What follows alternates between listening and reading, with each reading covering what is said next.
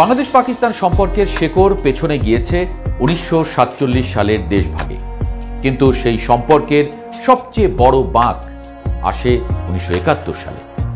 9 মাসের রক্তক্ষয়ী মুক্তিযুদ্ধ, পাকিস্তানি সেনাদের গণহত্যা, নারীর প্রতি নৃশংসতা, এসবের ক্ষত এখনও অম্লান।